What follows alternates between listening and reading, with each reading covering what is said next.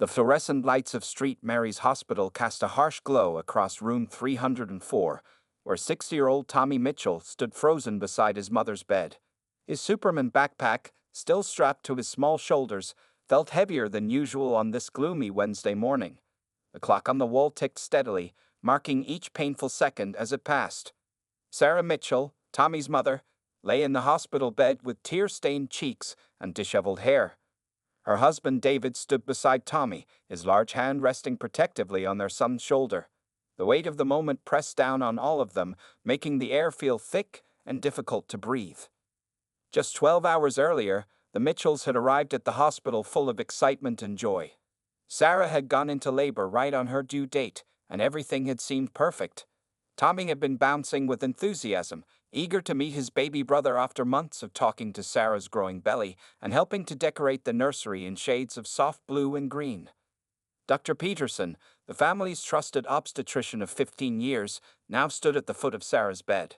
Her usually cheerful face wore a mask of professional sympathy as she explained the situation to the family in gentle tones. The words, "stillborn," and "no heartbeat," floated through the air like painful arrows, each one striking deeper than the last. Tommy didn't fully understand what was happening. He clutched his father's hand tighter, his small fingers digging into David's palm. The boy's mind wandered to the toy train he had carefully selected from his own collection just last week, a special gift for his baby brother. It sat wrapped in blue paper with white clouds on it, waiting at home on the kitchen counter. The morning sun tried to pierce through the half-drawn blinds, creating strips of light that cut across the hospital room floor. Outside, life continued as normal. Birds chirped, cars honked, and people walked past the hospital windows, unaware of the heartbreak unfolding inside. Nurse Jenny, a kind-faced woman with graying hair pulled back in a neat bun, moved quietly around the room. She adjusted Sarah's pillows and checked the monitors with practiced efficiency, offering silent support through her gentle presence. Her eyes met Tommy's occasionally, and she gave him reassuring smiles that didn't quite reach her eyes. Tommy watched as his mother reached for the tissue box for the 100th time that morning. Sarah's hands trembled as she wiped her eyes, trying to be strong for her firstborn, but failing to hide her grief. David's own eyes were red-rimmed, though he hadn't let himself cry openly, attempting to be the family's anchor in this storm of emotions. The boy's mind struggled to process why everyone was so sad. Just yesterday, they had been having pizza for dinner, and Mom had laughed when the baby kicked particularly hard. Dad had let Tommy feel it too, placing his small hand on Mom's belly and counting the kicks together. How could everything change so quickly? Dr. Peterson spoke again, this time addressing Tommy directly. She knelt down to his level, her voice soft and kind as she explained that sometimes babies fall asleep before they're born and can't wake up. Tommy's brow furrowed in confusion. He knew about sleep, but this seemed different from his afternoon naps or bedtime. The room felt smaller with each passing minute, the walls seeming to close in as reality settled over the family. Outside in the hallway, other families walked past, some celebrating new arrivals, others rushing to various appointments. The contrast between their world and the Mitchell family's current reality was stark and painful. Sarah reached out for Tommy, and David helped him climb carefully onto the edge of the hospital bed. The boy curled into his mother's side, feeling her arms wrap around him in a tight embrace. The familiar scent of her perfume mixed with the sterile hospital smell as she pressed kisses into his hair. Through the window, clouds began gathering in the morning sky, as if nature itself was preparing to mourn with the Mitchell family. Tommy watched a paper airplane float past the window, probably thrown by another child from a different floor of the hospital. Its brief journey caught his attention momentarily before it disappeared from view. The next few minutes passed in a blur of hushed conversations between the adults. Tommy heard phrases like arrangements and taking time, but focused instead on counting the tiles on the floor. He reached 23 before Nurse Jenny returned, this time pushing a small bundle wrapped in blue blankets on a special cart. The moment had come for Tommy to meet his brother, though not in the way anyone had imagined or hoped. The room grew quieter still, and Tommy felt his father's hand squeeze his shoulder just a little tighter as they prepared for what would come next. Nurse Jenny positioned the small cart carefully next to Sarah's bed, her movements slow and deliberate.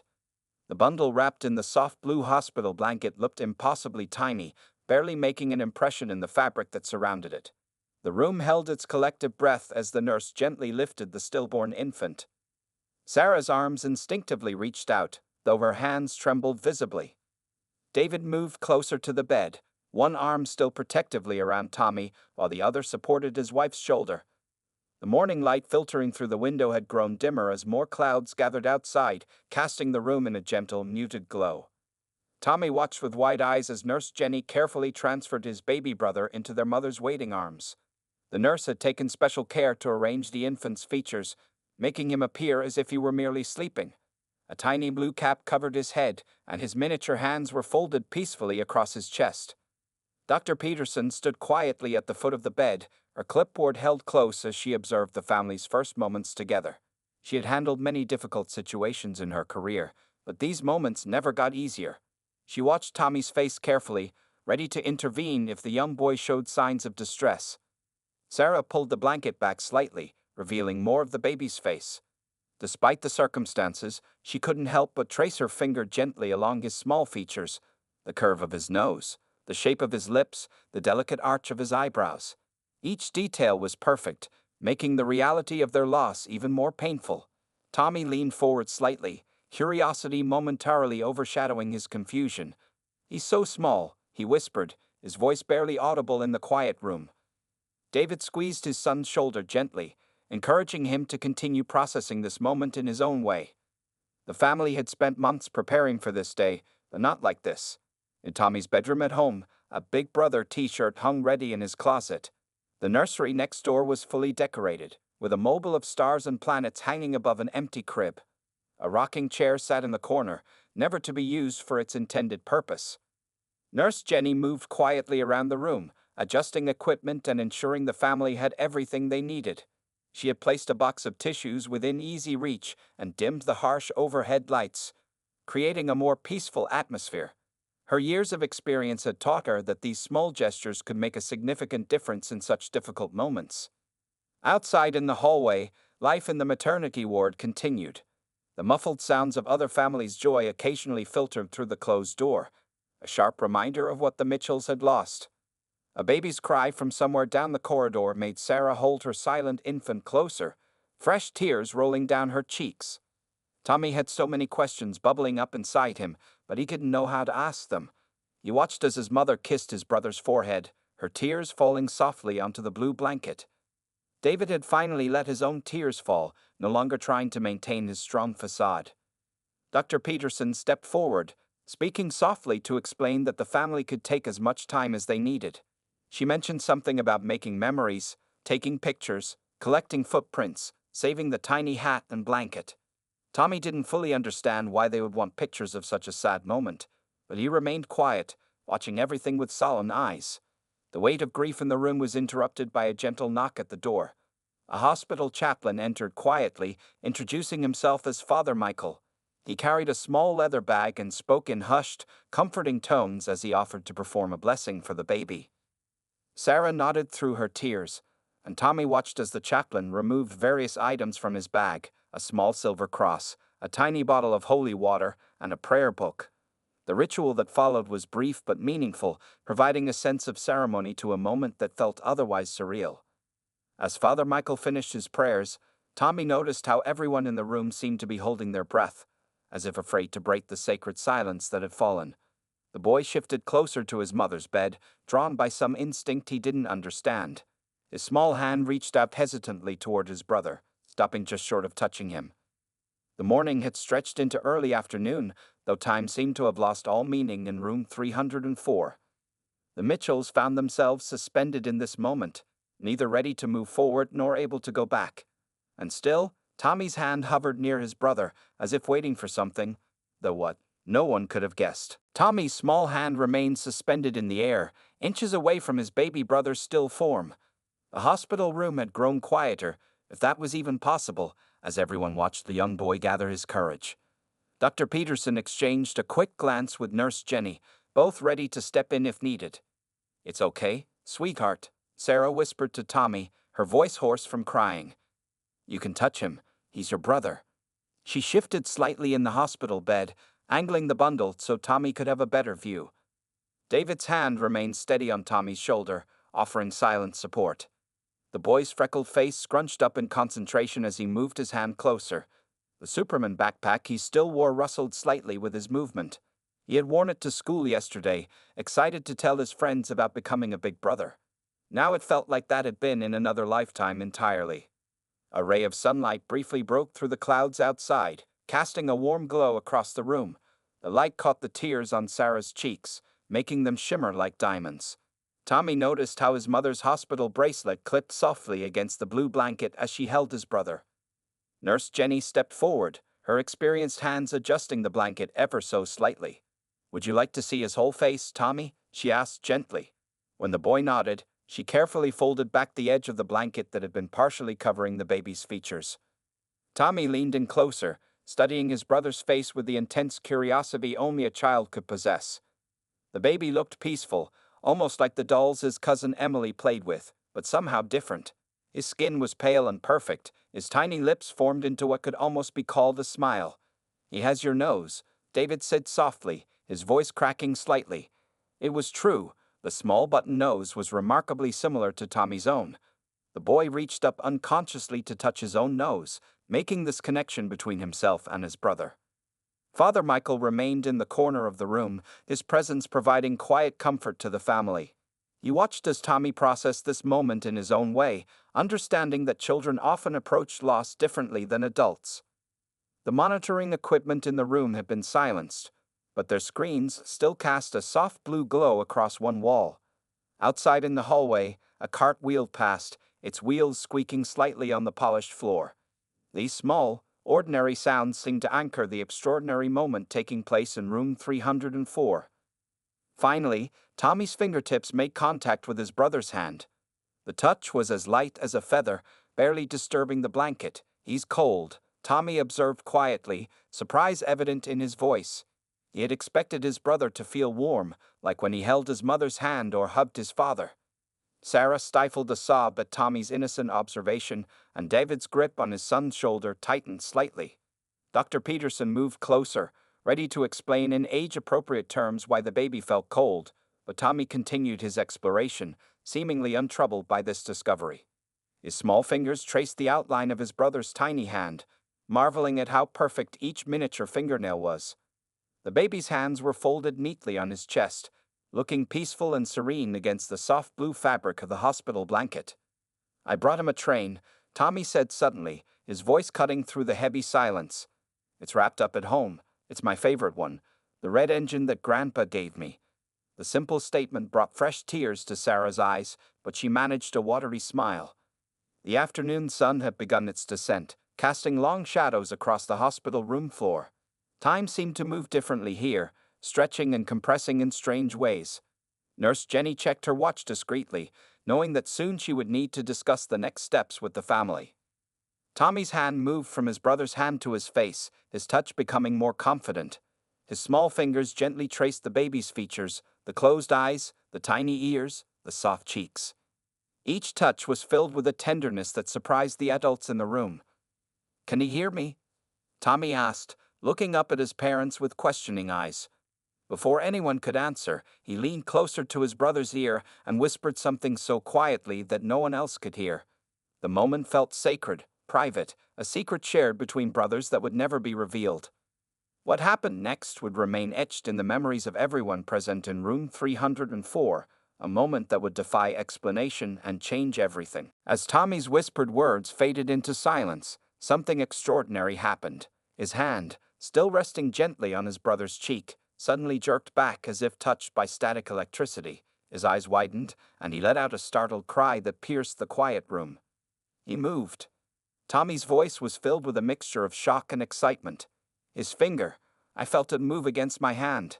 The adults in the room froze, their expressions a complex mixture of concern and painful hope. Dr. Peterson stepped forward quickly, her professional composure momentarily shaken. Sarah clutched the bundle closer, her hands trembling as she stared down at her seemingly lifeless infant. David leaned in closer, his face pale with disbelief. Nurse Jenny hurried to the bedside, her experienced eyes scanning for any sign of movement in the tiny form. The room held its collective breath as Dr. Peterson gently took the baby from Sarah's arms. her trained fingers pressed against the infant's neck, searching for what she knew couldn't be there. The seconds ticked by on the wall clock, each one feeling like an eternity. Then it happened again, this time visible to everyone. The baby's tiny finger twitched, a movement so slight it could have been missed if not for every eye in the room being fixed on the small bundle. Dr. Peterson's professional mask cracked as she gasped audibly. "Code Blue," she shouted, her voice carrying through the open door. "I need a full pediatric team in here immediately." The quiet, grief-filled room suddenly erupted into controlled chaos. Medical staff poured in, bringing with them machines and equipment that had seemed unnecessary just moments before. Tommy found himself gently but firmly moved aside as his father pulled him back to make room for the medical team. The boy clutched his Superman backpack straps tightly, watching with wide eyes as doctors and nurses swarmed around his brother. "I've got a pulse," one of the doctors announced, her voice filled with astonishment. "It's faint, but it's there." The monitoring equipment, which had been silent, was quickly reconnected, filling the room with the sound of a slow, irregular beeping that grew steadily stronger. Sarah sat up straighter in her bed, her tears now flowing for a completely different reason. David's arm around Tommy tightened as they watched the medical team work with swift efficiency. Father Michael, still present in the corner, began to pray quietly, his words barely audible above the organized commotion. Nurse Jenny moved between the machines with practiced ease, calling out numbers and readings that meant nothing to Tommy but seemed to make the doctors nod with increasing optimism. The previously still and silent bundle was now the center of intense medical attention. "Respiratory effort noted," another voice called out. "He's trying to breathe on his own." The words sent a ripple of amazement through the room. Dr. Peterson was already on the phone, calling for an emergency transfer to the neonatal intensive care unit. Tommy tugged at his father's sleeve. "Dad," he whispered, his voice trembling with emotion, "I told him he had to wake up because I brought him his train. Did he hear me?" David knelt down beside his son, tears streaming down his face as he pulled Tommy into a tight embrace. The sunlight that had been trying to break through the clouds suddenly flooded the room, as if nature itself was acknowledging the miracle unfolding in room 304. The harsh hospital lighting seemed to soften in the natural glow, casting everything in a surreal golden light. More medical personnel arrived, bringing with them an incubator and additional equipment. The baby was carefully transferred, his tiny form now connected to various monitors and tubes that would support his unexpected journey back to life. The steady beep of the heart monitor provided a soundtrack to the unbelievable scene. Through it all, Tommy stood with his parents, watching as his brother defied all medical understanding. The boy's earlier cry of surprise had transformed into something more. It had become the catalyst for what the medical staff would later describe as inexplicable, unprecedented, impossible. Dr. Peterson turned to the family, her professional composure returning though her eyes shone with emotion. "I've never seen anything like this in my entire career," she said, her voice filled with wonder. "We need to move him to the NICU immediately." But she paused, searching for the right words. "Your son, both your sons, they're nothing short of miraculous." As the medical team prepared to transport the baby, Tommy reached out one more time, his small hand touching his brother's finger through the incubator wall. This time, there was no mistaking the response. The tiny finger curled slightly, as if holding on to the promise of life that had seemed lost just moments before. The neonatal intensive care unit buzzed with focused energy as medical specialists from various departments rushed to attend to the Mitchell baby. Dr. Peterson had already contacted Dr. James Chen, the hospital's leading neonatologist, who arrived within minutes of receiving the call, his face showing both professional interest and disbelief as he reviewed the initial readings. Tommy sat with his father in the NICU waiting room, his Superman backpack now placed carefully beside him on a chair. Sarah had been moved to a wheelchair and stationed as close to the NICU entrance as hospital protocol would allow. The family watched through the glass windows as medical staff worked tirelessly around the small incubator containing their miracle. "His vital signs are continuing to strengthen," Nurse Jenny reported, emerging from the unit to update the family. Her normally neat bun had come slightly undone during the rush of activity, but her eyes sparkled with excitement. "Dr. Chen says he's never seen anything like this in his 30 years of practice." Inside the NICU, machines beeped steadily, monitoring every aspect of the baby's unexpected revival. The infant, who had been considered stillborn just hours ago, now showed clear signs of life. His chest rose and fell with small but regular breaths, assisted by a tiny oxygen tube in his nose. Dr. Chen emerged from the unit, his face serious but optimistic as he approached the Mitchell family. "We're seeing consistent improvement in his condition," he explained, showing them the charts on his tablet. "His heart rate is stabilizing, and he's maintaining his temperature. It's extraordinary." Tommy tugged at his father's sleeve again. "Can I see him?" he asked, his voice small but determined. The adults exchanged glances, and Dr. Chen nodded slowly. "We'll need to get him properly cleaned and gowned first," the doctor said. "But yes, I think that would be good."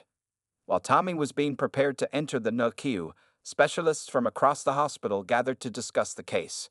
Neurologists, cardiologists, and pediatric experts huddled around monitors, examining every piece of data they could gather. The word "unprecedented" echoed through their conversations. Sarah was wheeled closer to the incubator, where she could now see her baby's color improving with each passing minute. The bluish tinge that had been present earlier was giving way to a healthy pink. His tiny fingers, which had been so still, now moved occasionally, flexing and relaxing in a way that brought fresh tears to her eyes. Nurse Jenny helped Tommy put on a yellow paper gown over his clothes, showing him how to wash his hands thoroughly and put on a special mask. "Remember," she explained gently, "your brother is very delicate right now. We need to be extra careful." David stood behind his wife's wheelchair, one hand on her shoulder as they watched Tommy being led into the NICU. The boy walked carefully, following Nurse Jenny's instructions precisely, his steps measured and deliberate. Despite his young age, he seemed to understand the gravity of the situation. The monitoring equipment continued its steady rhythm of beeps and hums as Tommy approached the incubator. Dr. Chen stayed close, watching both brothers with intense interest. The medical team had positioned a comfortable chair next to the incubator, allowing Tommy to sit and observe his brother safely. "His name is Michael," Sarah called softly through the glass, her voice trembling. "We decided, his name is Michael." The name, chosen months ago, now seemed more fitting than ever. Michael, the biblical angel associated with miracles and healing. Tommy sat quietly beside the incubator, his eyes fixed on his brother's tiny form. The medical staff moved around them efficiently but quietly, respect for this extraordinary moment evident in their careful movements. Through the clear walls of the incubator, Michael's chest continued its steady rise and fall. Dr. Chen made notes on his tablet, documenting every detail of this unprecedented case. "The next 24 hours will be crucial," he explained to David and Sarah, "but I have to say, everything we're seeing right now is incredibly promising." Specialists continued to arrive at the hospital as word of the miracle spread through medical channels. Each new doctor who reviewed the case added to the growing sense of amazement. The baby who had shown no signs of life was now fighting his way back with surprising strength. Through it all, Tommy remained by his brother's side, his presence seemingly having a calming effect on the infant. The monitoring equipment showed subtle but positive changes whenever Tommy spoke softly to Michael through the incubator's walls. The medical staff exchanged meaningful glances, wondering about the mysterious connection between the brothers that had sparked this miraculous turn of events. The next 72 hours brought a parade of medical experts through St. Mary's Hospital. Dr. Chen had contacted colleagues from major medical centers across the country, and specialists arrived hourly to witness what many were calling "elaborated" by the watching medical team. Tommy had established a routine, arriving each morning with his father after a quick breakfast in the hospital cafeteria. He would don his yellow paper gown, carefully wash his hands, and take his place beside the incubator. The NICU staff had noticed that Michael's readings always seemed to stabilize more when his big brother was nearby. Sarah had been discharged but refused to leave the hospital. The staff had arranged a comfortable recliner next to Michael's incubator, where she spent most of her time. David split his attention between his wife, sons, and the constant stream of doctors who wanted to discuss the case. Dr. Amanda Torres, a leading neonatologist from Johns Hopkins, arrived on the second day. She spent hours reviewing Michael's charts and conducting gentle examinations. "The cellular regeneration rate is unprecedented," she explained to the parents. "It's as if his entire system rebooted itself." Tommy didn't understand the medical terminology, but he understood that his brother was getting stronger. He would sit and tell Michael stories about the toys waiting at home, especially the red train. The medical staff noticed that during these one-sided conversations, Michael's oxygen levels would consistently improve. Local news reporters had begun gathering outside the hospital, drawn by rumors of the extraordinary case. The hospital administration worked diligently to protect the family's privacy while managing the growing public interest in the story. Dr. Chen handled press inquiries with careful professionalism, sharing only basic information. On the third day, Michael opened his eyes for the first time. It happened during one of Tommy's morning visits. The boy had been softly humming a lullaby their mother often sang when Michael's tiny eyelids fluttered and opened, revealing dark blue eyes that immediately focused on his brother's face. "Mom, Dad, look!" Tommy's excited whisper brought his parents rushing to the incubator. Sarah pressed her hand against the clear wall, tears streaming down her face as she watched her baby's eyes track movement for the first time. David wrapped his arm around her shoulders, his own eyes glistening. Dr. Chen ordered immediate neurological tests, concerned about potential brain damage from the initial stillbirth. The results left the medical team astounded. Michael's brain activity appeared completely normal, showing no signs of the trauma they had feared. Research teams from several universities requested permission to study the case. The Mitchells agreed to allow basic medical documentation but declined more invasive research proposals. Their focus remained solely on Michael's continued recovery and Tommy's unwavering presence at his brother's side. The hospital chaplain, Father Michael, visited daily, offering support to the family and joining in their amazement at the baby's progress. He often found himself in deep discussions with the medical teams, all of them struggling to reconcile science with what appeared to be a genuine miracle. By the end of the third day, Michael had begun attempting to nurse, another milestone that exceeded all medical expectations. The NICU nurses worked patiently with Sarah, helping her position the tiny infant as he learned to feed. Tommy watched these sessions with serious attention, proud of every small achievement his brother made. Dr. Chen maintained detailed records of Michael's progress, documenting every improvement and milestone. "We're witnessing something that could change our understanding of neonatal medicine," he explained to his colleagues during their evening rounds.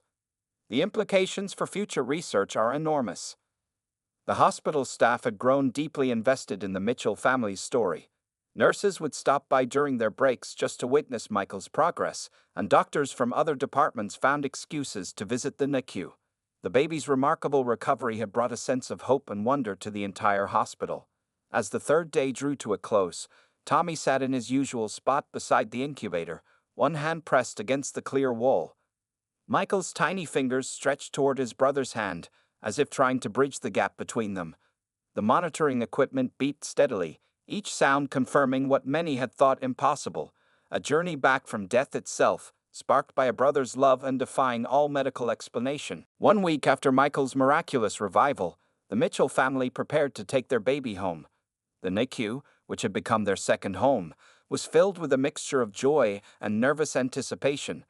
Dr. Chen performed one final thorough examination, shaking his head in amazement at Michael's complete recovery. "In my entire medical career, I've never seen anything like this," he told Sarah and David as they completed the discharge paperwork. "Michael has defied every medical textbook and protocol we have." The baby, now pink and healthy, lay contentedly in his mother's arms, occasionally making soft cooing sounds that made Tommy grin with delight. The bond between the brothers had grown stronger with each passing day. The medical staff had documented how Michael's vital signs would improve dramatically whenever Tommy was near. Even more intriguing was how the baby would turn his head toward the door just moments before his brother's daily visits, as if sensing Tommy's approach. Sarah sat in a comfortable chair, showing Tommy how to properly hold his brother for the first time without the incubator between them.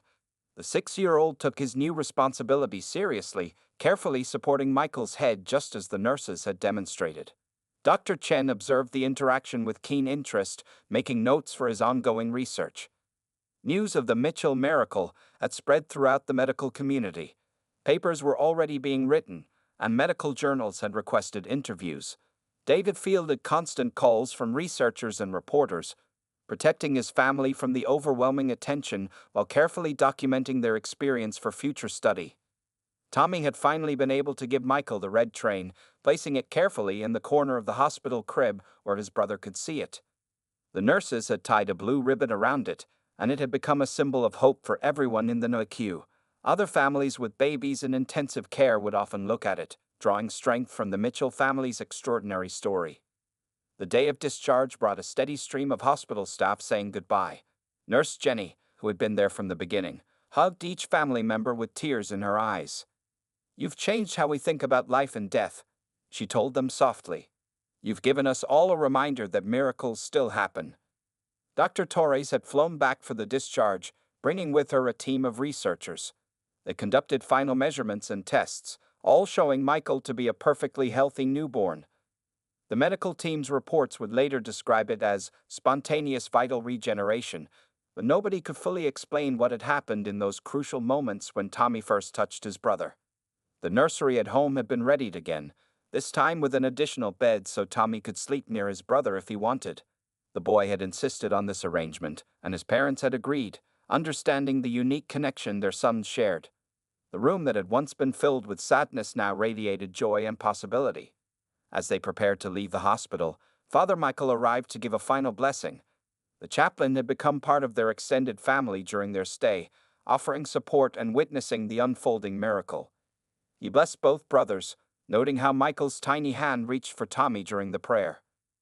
The journey through the hospital corridors to the exit felt like a celebration. Staff members lined the hallways, smiling and waving as the Mitchells passed. Many had tears in their eyes, having witnessed something that would stay with them for the rest of their careers. Tommy walked proudly beside his mother's wheelchair, where she held Michael securely in her arms. Dr. Chen accompanied them to their car, helping David load the various supplies and gifts they had accumulated. He handed Sarah a card with his personal number, insisting they call if they needed anything. The usually composed doctor's voice cracked slightly as he said goodbye to the family that had changed his understanding of medicine. As David secured Michael's car seat, Tommy leaned in close to his brother. "We're going home," he whispered, his face glowing with happiness. Michael responded with a small gurgle and a wave of his tiny fist, causing everyone watching to smile through their tears. The medical team stood together, watching as the Mitchell family drove away.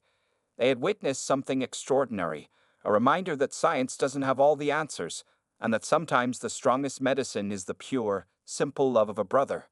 The red toy train sat safely packed in Tommy's backpack, a symbol of the promise that had brought Michael back to life. 1 year later, the Mitchell family gathered in their backyard to celebrate Michael's first birthday.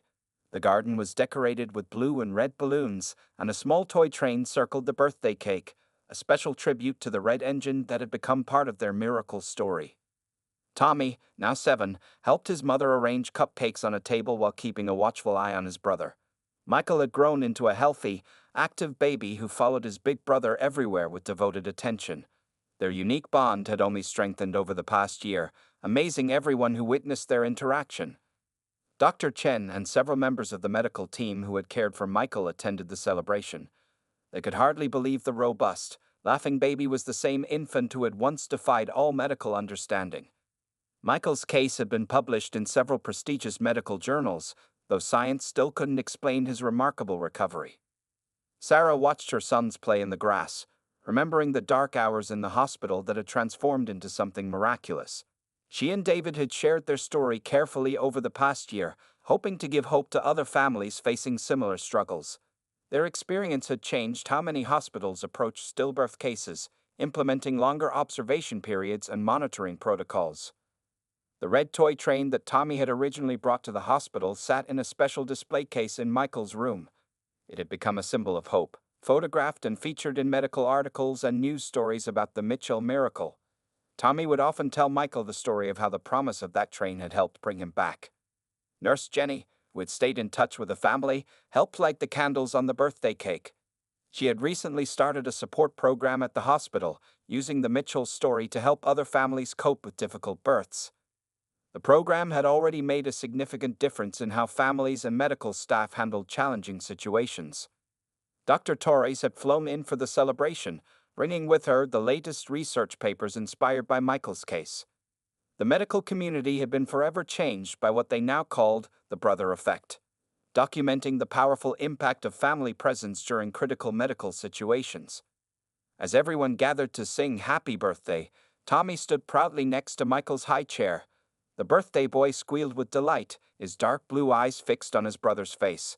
Their parents exchanged knowing glances, understanding that their sons shared a connection that went beyond ordinary sibling bonds. Father Michael, who had become a regular visitor to the Mitchell home, led a prayer of thanksgiving before the cake was cut. The chaplain had written about his experience witnessing the miracle, bridging the gap between faith and medicine in ways that resonated with both religious and medical communities. The local newspaper sent a photographer to capture the celebration. The Mitchell story had become a beacon of hope in their community, inspiring others to hold on to faith during difficult times. The photos would show a perfectly normal, happy family, making their extraordinary journey even more remarkable. David had compiled a memory book for Michael, documenting every step of his amazing first year. The book included photos, medical records, and testimonials from the hospital staff who had witnessed his recovery. Most precious were Tommy's crayon drawings of his brother, each one showing the deep love between them. As the party continued, Tommy helped Michael open his presents, patiently showing his brother how to tear the paper and explaining each gift. The guests watched in amazement as Michael responded to his brother's every word and gesture with complete attention and joy. Dr. Chen pulled Sarah and David aside during the celebration to share the latest findings from their ongoing research. While science still couldn't fully explain what had happened that day in the hospital, the impact of their story had led to new protocols and understanding in neonatal care. The afternoon sun cast a warm glow over the gathering as Tommy demonstrated his toy trains to his brother, who clapped and laughed at each demonstration. Their parents watched with grateful hearts, knowing that their family's story had become more than just a medical miracle. It had become a testament to the power of love and the bonds of brotherhood. As the celebration drew to a close, Tommy sat with Michael in their favorite spot under the backyard tree. The older boy held his brother close, just as he had done countless times in the hospital. Michael snuggled against him contentedly, two hearts beating in perfect sync, a reminder that sometimes the greatest miracles come wrapped in the simplest packages, like a boy's love for his baby brother and a small red toy train.